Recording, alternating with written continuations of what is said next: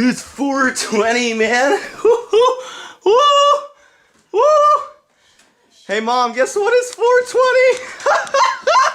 Okay.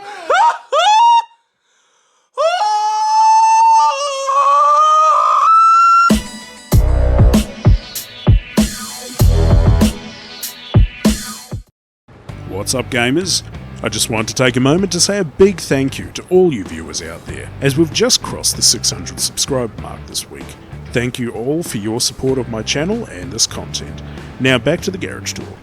This week we're cruising through the swamps and fording rivers in the off-roading Uber Scout, the Tuz 420 Tatarin. This 8-wheeled monster has all the necessary equipment for the field from stock, and is both well suited and capable in any terrain that SnowRunner can throw at it. But does this machine's overperformance lead to it feeling dull when compared to other Scouts?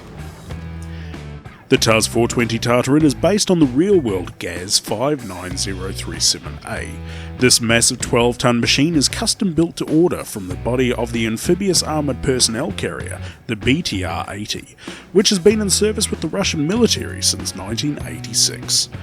The nearly 8-metre-long GAZ 59037 platform diverges into many customised civilian-use vehicles, ranging from rail surveyors to remote firefighters, with the A in this case indicating a bus modification. Intended for the needs of geologists, oil industry workers, tourism and emergency response units, this mainline bus modification is not limited in scope, with many additional tuning options available to turn this ex-USSR bare-bones war machine into a GPS-tracked, heated, insulated, bulletproof off-roader for you to live out your dreams as a hermit in the Russian wilderness. On top of its impressive customization are some of the mechanical fixtures inherited from the BTR-80 platform, namely a unique anti-rollback mechanism to arrest the vehicle on a 30-degree slope, and the inclusion of a water jet propulsion system, allowing the BTR-80 to achieve 9 km an hour while afloat and up to 85 km an hour over land. Providing the power to achieve these speeds is a turbocharged KAMAZ 7403 diesel engine, outputting 260 horsepower and 800 Nm of torque. Together, all of this culminates in a highly capable off-road powerhouse, capable of crossing both land and sea. The mechanical features for the Tatarin are impressive, but the upgrades are basically non-existent, with it having only 12 options total that affect the performance of the vehicle. It only has the one default engine, 3 gearbox types, stock suspension, default mud tyres, a standard selection of Scout winches, and a single frame add-on. Please, sir. I want some more. While I've made this sound like a multitude of negatives, it simply isn't. It's just a case of if it ain't broke, don't fix it. The engine outputs a massive A+ rating, it features permanent all-wheel drive and differential locking, the gearbox gives it more ability in harsh terrain, the mud tyres are excellent in all environments apart from iced over roads and rivers, and its single frame add-on is a storage rack of extra supplies that just add to its already impressive operational range. So, in reality, the only downfall it seems to have is the belly-dragging ground clearance owing to its default stock suspension. This can result in the Tatarin becoming hopelessly wedged on rocks and debris with no real way to manoeuvre other than praying for a capable tree, or if one of its 8 wheels actually manages to secure a grip somehow. The in-game model of the Tatarin is very well done, but differs a lot in shape and style, while still drawing inspiration from the GAZ it's based on. The most obvious deviation is how angular the in-game model is compared to the GAZ. The inspiration points are found more in smaller details, like the winch cable across the front, the bumper blocks, the roof rack and lamps, the side windows and doors, the raised viewing roof section, the mudguard lines, the step ladders, and the wheel design. Although this makes a very impressive design overall, which in my opinion actually looks far cooler than the GAZ that it's based on, it does give it much more of a sporty look compared to its function-focused inspiration.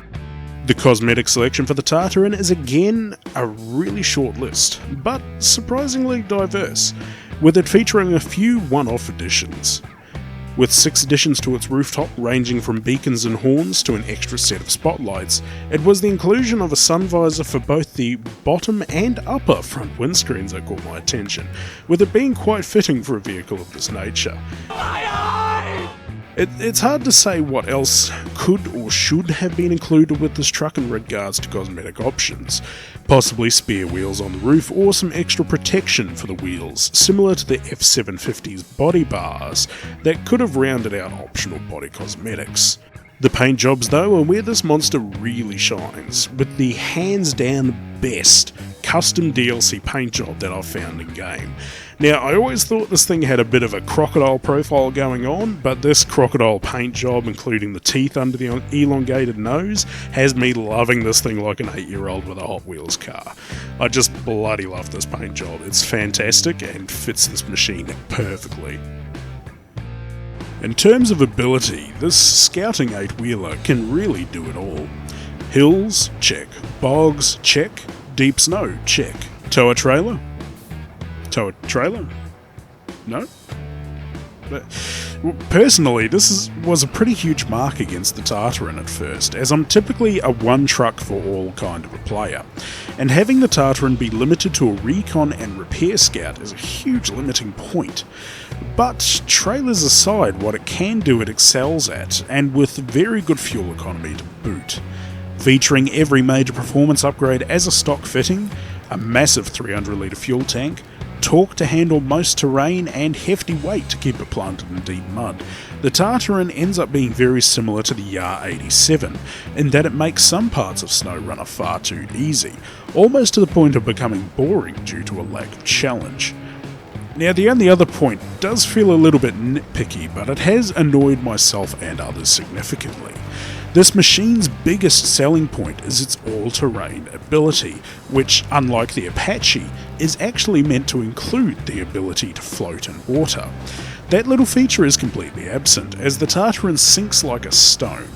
Now, I don't discount that this was maybe done due to vehicle physics in the game not allowing a truck to both be 10 plus tons and float, or it was done for balancing issues to introduce at least one barrier that this machine cannot cross. Regardless, I would have liked to have seen this follow the real-world version of this truck a little bit closer in that regard. Overall, the TUS 420 Tatarin is great, but features some lost diversity in its role as a scout. It's got the power to overcome any obstacles, it's got great ability to handle anything that you can throw at it, it's got the looks to kill and the paint job to match it.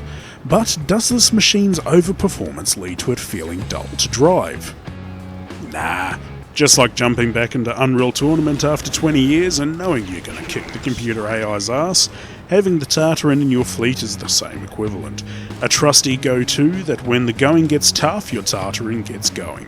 I highly recommend this machine to anyone that's yet to give it a solid go and give it absolute top marks. So if you've enjoyed getting behind the 8-wheeling mud monster that is the TUS 420 Tatarin, or just want to see more SnowRunner content, please consider subscribing and sharing this video. Have an awesome day, and I hope to see you all in a Madras soon.